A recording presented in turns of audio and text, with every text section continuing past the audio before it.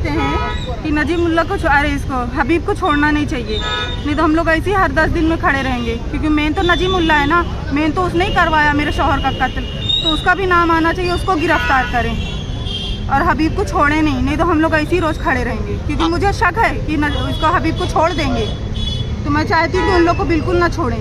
सब मदद कर रहे हैं पर मेन जो आरोपी है नजीब मुल्ला उसको नहीं गिरफ्तार कर पा रहे ना। जिस दिन नजीब मुल्ला पकड़ा जाएगा ना उस दिन मैं समझूंगी सबने मदद की है, मेन तो वो है ना। अभी फिलहाल जो आरोपी पकड़े गए हैं, एक हबीबुल्ला अजमाइन शेख और जो दूसरा है वसीम उर्फ वीसी, इन लोगों को अरेस्ट किया गया है। हम लोगों को शक है कहीं किसी पॉलिटिकल प्रेशर की वजह से उसको छोड़ ना दे। हम लोग चाहते हैं सख्त से सख्त कार्रवाई की जाए और इस केस का जो मुख्य आरोपी है नजीब मुल्ला उसकी भी जल्द से जल्द अटक की जाए और जो लोग इस केस में इन्वॉल्व है सबको पकड़ा जाए। और अगर ऐसा होता है कि हम लोगों को न्याय नहीं मिले, अगर इसमें इस किसी भी पॉलिटिकल प्रेशर की वजह से अगर हम लोगों को न्याय नहीं मिलता या फिर नाम दबा दिए जाए अगर किसी भी कारण जो मुख्य आरोपी है उसका, तो फिर हम लोग क्राइम यूनिट 1 के बाहर आकर बैठ जाएंगे। और जिस तरीके से भी आपने कुछ दिनों पहले देखा था कि एक शख्स अपनी उंगली काट कर भेज रहा था थाने में कि बाबा हम लोगों को इंसाफ, मुझे उसको इंसाफ नहीं मिला, उसने उंगली काट कर भेज दिया, उसी तरह हम लोगों को भी कोई ना कोई स्टेप लेना पड़ेगा। हम लोग भी फिर वहाँ बैठ कर अपनी उंगलियाँ काट देंगे, क्योंकि हम लोगों को इस केस में न्याय चाहिए और जो इस केस का मुख्य आरोपी है नजीब मुल्ला उसकी अटक करे। आप जमील शेख का भतीजा हूँ मैं, मेरे चाचा थे जमील शेख। तो हमारा ऐसा बोलना है कि ये 2 आरोपी को पकड़े तो इनको अभी छोड़ना नहीं चाहिए और इनके थ्रू जो मेन मास्टरमाइंड है उसको भी जल्द से जल्द पकड़ना चाहिए। चीफ मिनिस्टर एकनाथ जी शिंदे से हमारी पूरी परिवार की और राबड़ी वालों की सबसे यही उम्मीद है कि एकनाथ शिंदे साहब जल्द से जल्द ये केस के ऊपर अपना ध्यान दें और इस केस को जल्द से जल्द यहाँ के मास्टरमाइंड को, इस केस के मास्टरमाइंड को पकड़ के और कड़ी से कड़ी सज़ा दे।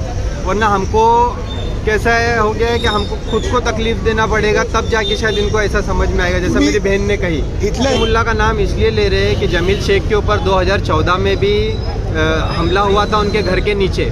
56 से ज़्यादा टाके आए थे, सीने पे, गले पे, हाथ पे, उनको सब जगह चाकू से आँख में लाल मिर्ची पाउडर डाल के मारा गया।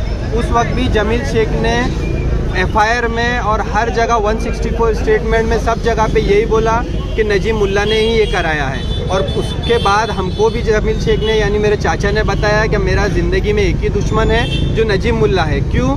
उसका कारण ये है कि नजीब मुल्ला ने इतने इलीगल काम, इतने क्राइम किया है, उसके क्राइम के खिलाफ सिर्फ जमील शेख ने इतनी आवाज़ उठाई, इतने राबड़ी पुलिस स्टेशन के आप केस चेक करो या थाना नौपाड़ा के चेक करो, काफ़ी केस है। आखिरी वक्त में भी उनका एक केस चल रहा था, आखिरी दिन में भी उन्होंने उसी केस के लिए नौपाड़ा पुलिस स्टेशन की जो ACP थी उनसे बात की थी, उसकी फ़ोन की रिकॉर्डिंग भी है।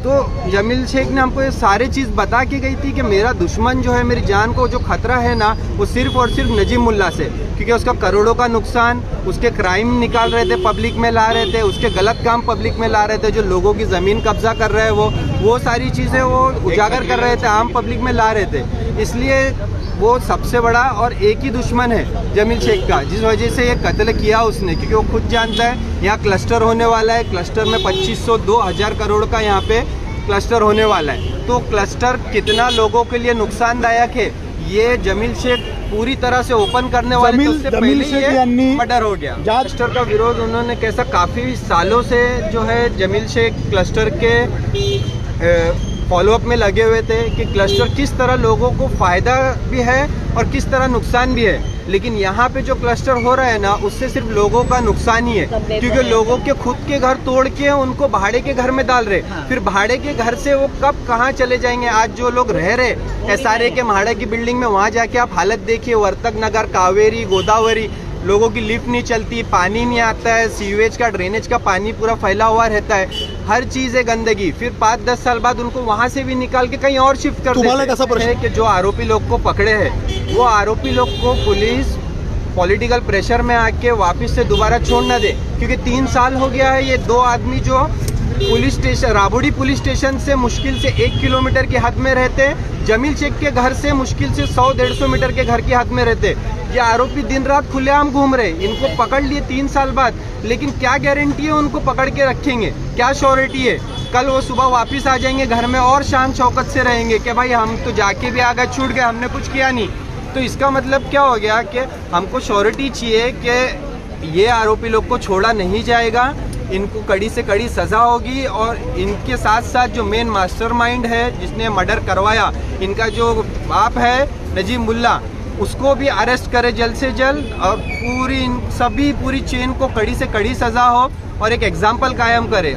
यही हमारी चीफ मिनिस्टर साहब से भी विनती है, डेप्यूटी चीफ मिनिस्टर साहब देवेंद्र फडणवीस जी से भी विनती है कि वो जल्द से जल्द इस केस पे अपना लक्ष्य दें और इस केस को जल्द से जल्द इंसाफ दिलाने में हमारी मदद करें।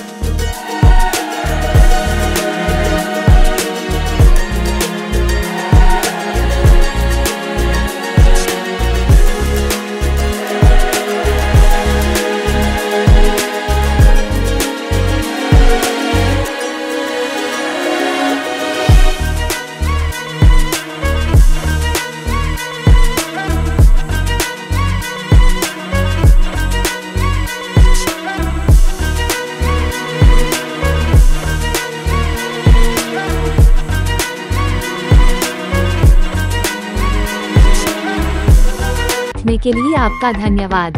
आप हमारे YouTube चैनल को सब्सक्राइब करें और Facebook पेज को फॉलो करें। जय हिंद।